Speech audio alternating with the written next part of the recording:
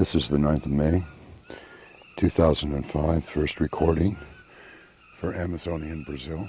It's 3:41 in the afternoon.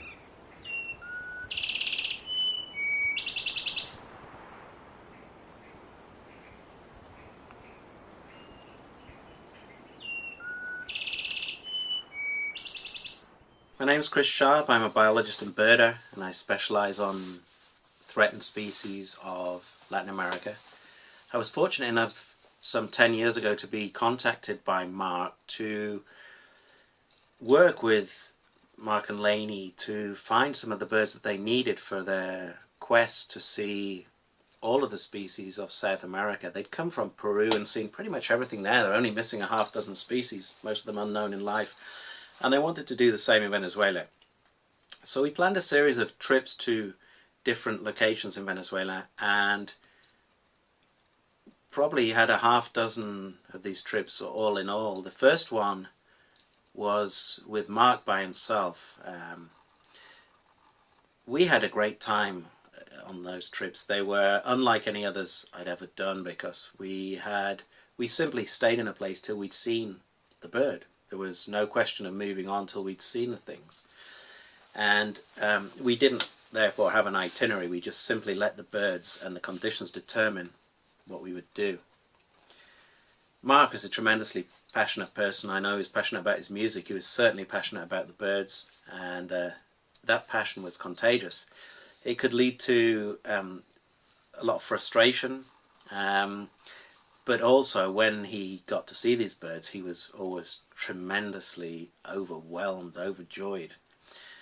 He's a great person to be in the field with. We talked a lot about music, Beethoven, Bartok, birds. That was what we would talk about. A lot about taxonomy. As we sat in the car, we'd go through the entire systematic list for Venezuela. We'd begin with the tinamous, and we'd go species by subspecies. By subspecies it was. We would go subspecies by subspecies through these birds, and we'd discuss where these birds might be, whether they were valid taxa, whether they should be subspecies or species. It was a tremendous experience, and Mark really knew his stuff. He produced one of the most useful lists that exists. So these trips with Mark and Lainey are not often recognized as being a tremendous contribution to conservation, because they would enable field biologists to get out into the field. You know, they give them the time and the finance to get out into remote areas and actually find a lot of these birds. Very little known about some of them, and they're often thought to be very highly endangered. So this generated a lot of information, something that's not often recognized. So really, Mark had a life as a musician, but also as an ornithologist. Another thing I remember is he said if Beethoven had grown up in a tropical country like Venezuela, his music would have been very different. So he'd been listening to musician wrens and oropendalas and things like that. His music would have been very different. Really miss Mark. It's sad to think that we won't be going on any of those expeditions again. This is the Andes. This is the central Andes. Beautiful cloud forest. Beautiful place where I had been birding with Mark and Lainey in the past. Is a load of good memories that come to mind when you think of Mark Sokol, and one of those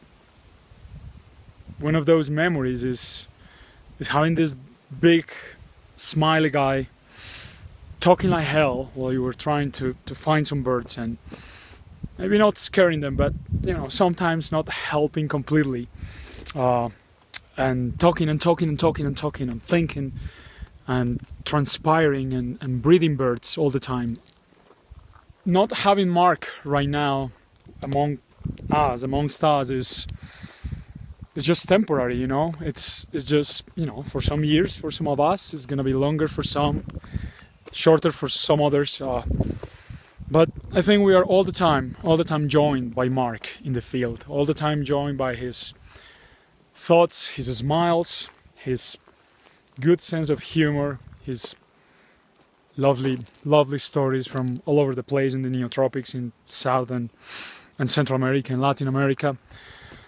You can't just express Mark Sokol in numbers of birds that, you know, he and Laney saw while traveling South America, or in my case traveling with me in Colombia. You have to express Mark Sokol in terms of smiles, lovely and warm, really warm memories. His warmth was, you know, unmatchable. He was one of those people that since the very first day, since the beginning, just hugs you and you know that there's a good bond that is gonna last forever. Rest in peace, you know, like every good soul should do, and enjoy the birds in the sky, in the heaven, man. You have a lot of work to do up there for sure. Hugs for you, Laney. Ciao, bye.